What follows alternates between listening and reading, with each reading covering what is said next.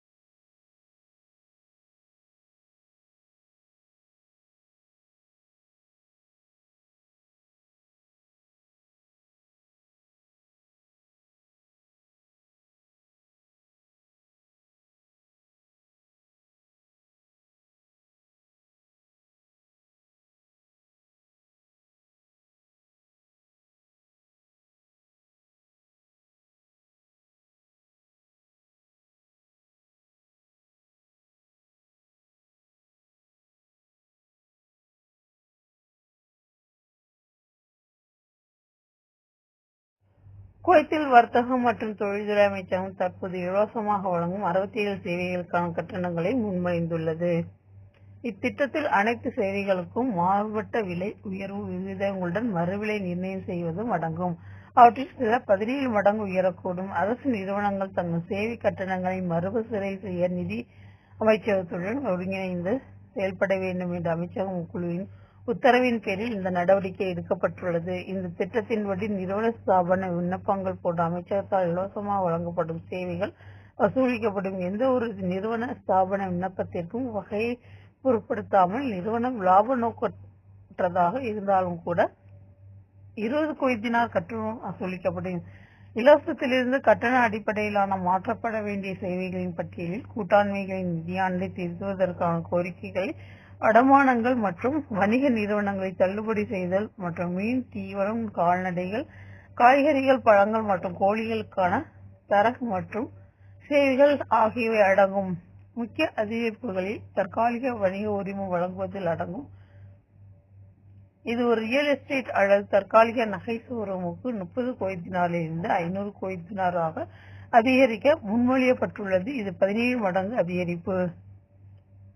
இந்த திட்டத்தின் மூலமான அதிகரிப்பு குறைப்பு பங்கு மாற்றங்கள், ஒரு கூட்டாளியின் நுழைவு அல்லது வெளியேறுதல், ஒரு நிறுவனத்தின் கலைப்பு ஆகியவற்றிற்கான ஒப்புதலுக்கான கட்டணத்தில் இருந்து 25% அதிகரிப்பு. அத்துடன் ஒரு வணிக நிறுவனத்தின் வர்த்தக பெயர் மற்றும் மேலாண்மை பிரிவுகளில் திருத்தம் ஆகியவை அடங்கும்.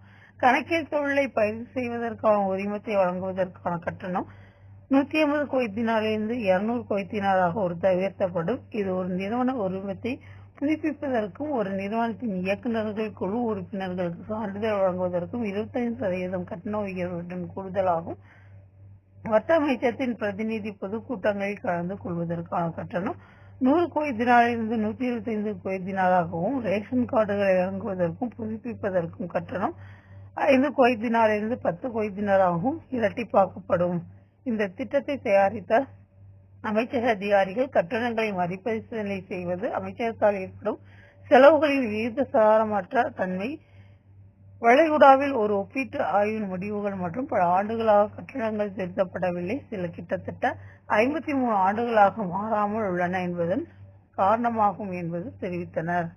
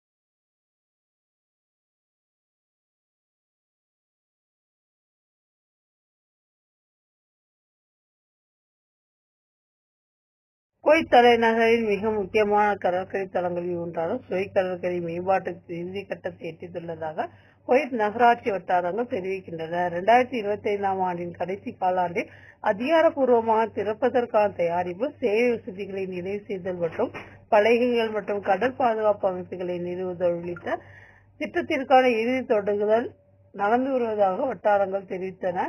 நகராட்சியில் உள்ள மூலதன ஆளுநர்கள் குழு செப்டம்பர் தொடக்கத்தில் திட்டமிடப்பட்ட கூட்டத்தில் திட்டத்திற்கான இறுதி தேதியை அங்கீகரிக்கும் என்று வட்டாரங்கள் தெரிவித்தன. உள்கட்டமைப்பு மற்றும் சேவைகளை முடிக்க வேண்டியதன் காரணமாக குறிப்பாக கடற்பாதுகாப்பு, நடைபாதைகள் மற்றும் பிற இறுதி தொடுதல்கள் தொடர்பாக 3 அதிகாரப்பூர்வ ஒத்திவைப்புகளுக்கு பிறகு இது நடந்ததாக வட்டாரங்கள் சுட்டிக்காட்டின. தொடக்க தேவையை தீர்மானிக்க சுற்றுலா நிறுவனங்களுடன் ஒருங்கிணைப்பு நடந்து வருவதாக வட்டாரங்கள் உறுதிப்படுத்தின. இந்த திட்டம் 1,50,000 சதுர மீட்டர் மதிப்பிடப்பட்ட கடலோர பகுதி நீண்டுள்ளது. வணிக சதவீதம் 1.5% மற்றும் பொழுதுபோக்கு சதவீதம் 3%. விளையாட்டு மைதானங்கள் மற்றும் விளையாட்டு மைதானங்கள், மணல் நிறைந்த கடற்கரை, மூடப்பட்ட தோட்டம், பல்நோக்கு பகுதிகள் மற்றும் ஊடாடும் செக்டர் விளையாட்டு போன்ற தனித்துவமான பகுதிகளை இருந்து கொண்டிருப்பதாக வட்டாரங்கள் தெரிவித்தன. மற்றொரு வளர்ச்சியில் ஜஹ்ரா கார்னிஸ் திட்டத்தின் முன்னேற்றம் குறித்து வட்டாரங்கள் பேசின. சுற்றுச்சூழல் ஆய்வுகள் மற்றும் மாஸ்டர் பிளான் 2025 ஆண்டில் முதல் காலாண்டில் நிறைவேறியதாகவும் உள்கட்டமைப்பு பணிகள் தொடங்கப்பட்டுள்ளதாகவும் ஜூலை இறுதிக்குள் சுமார் 30% நிறைவேறியுள்ளதாகவும் அவர்கள் தெரிவித்தனர். இந்த திட்டத்தில் கடலோர நடைபாதை, மழைநீர் வடிகால் வடிவமைப்பு, பசுமை பகுதிகள் மற்றும் ஆரம்ப நடவு ஆகியவற்றிற்கான அடித்தளங்களை நிறுவுதல் ஆகியவை அடங்கும். கடற்கரை சுற்றுச்சூழல் பாதிப்பை குறைப்பதற்காக சுற்றுச்சூழல் பொது ஆணையத்தின் கருத்துக்களின் அடிப்படையில் பாதையின் சில பகுதிகளை மறுவடிவமைப்பு செய்ததாகவும் இது திட்டத்திற்கு இடையூறாக இருந்த 114 சாட்கள் அகற்றப்பட்டுள்ளதாகவும் சில கட்டுமான பகுதிகளில் தாமதம் ஏற்பட்டதாக வட்டாரங்கள் சுட்டிக்காட்டின. இந்த ஆண்டுகள் இறுதிக்குள் விதிகள் மற்றும் விதிமுறையின் கீழ் தனியார் துறைக்கு வழங்குவதற்காக கடல் நடைபாதை, மிதிவண்டி பாதைகள், பசுமை பகுதிகள் மற்றும் பொழுதுபோக்கு வசதிகள் உள்ளிட்ட இந்த திட்டத்திற்கான விவரக்குறிப்புகள் கையேற்றி தயாரிப்பதை நகராட்சி முடிக்கும் தருவாயில் இருப்பதாக வட்டாரங்கள் உறுதிப்படுத்தின. நடைபாதை மற்றும் அடிப்படை வசதிகளை உள்ளடக்கிய முதல் கட்டம் 2026 ஆண்டில் முதல் காலாண்டில் திறக்க திட்டமிட்டுள்ளது. மீதமுள்ள கட்டங்கள் அதே ஆண்டு இறுதிக்குள் நிறைவடையும் என்று வட்டாரங்கள் தெரிவித்தன.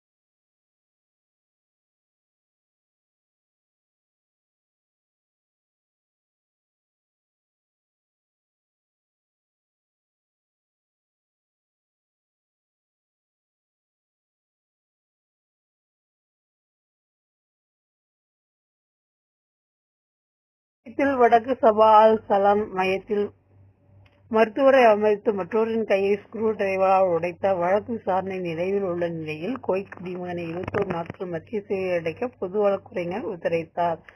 நள்ளிரவுக்கு பிறகு அவர்களின் உத்தியோகபூர்வ பணி நேரம் முடிந்தது. வேலை நேரம் முடிந்ததால் மருத்துவ விடுப்பு வழங்க மறுத்ததால் குற்றம் சாட்டப்பட்டவர் 2 மருத்துவர்களையும் பின்தொடர்ந்ததாக வழக்கு கோப்புகள் குறிப்பிடுகின்றன. அவர்களில் ஒருவரை அவமதித்து வாகனம் நிறுத்தும் இடத்தில் மற்றவரை தாக்கி ஒரு ஸ்க்ரூ டிரைவரை பயன்படுத்தி மருத்துவரின் கையை உடைத்ததாக வழக்கு கோப்புகள் குறிப்பிடுகின்றன. துப்பறிய நபர்கள் குற்றம் சாட்டப்பட்டவரை கைது செய்து பொது வழக்கறிஞரிடம் ஒப்படைத்தனர். இது குற்றவியல் நீதிமன்றத்துக்கு பரிந்துரைக்கப்படும் வரை அவரை காவலில் வைக்க முடிவு செய்தது. குவைத் மருத்துவ சங்கத்தின் சட்ட பிரதிநிதியாகவும் பாதிக்கப்பட்ட இருவரின் சட்ட பிரதிநிதியாகவும் வழக்கறிஞர் எலாம் அல் சாலே அவர்கள் குற்றவாளியை கைது செய்ததில் பாதுகாப்பு மற்றும் விசாரணை பணியாளர்களின் நிறைவான பதிலை பாராட்டினார். மருத்துவ பணியாளர்களை தாக்கும் அல்லது அவர்களுக்கு ஆபத்தை விளைவிக்கும் எவருக்கும் எதிராக சட்டத்தால் நிர்ணயிக்கப்பட்ட அதிகபட்ச தண்டனையை பயன்படுத்த கோரி குற்றவாளிக்கு எதிராக விசாரணையின் போது சிவில் வழக்கு தாக்கல் செய்வேன் என்று அவர் கூறினார்.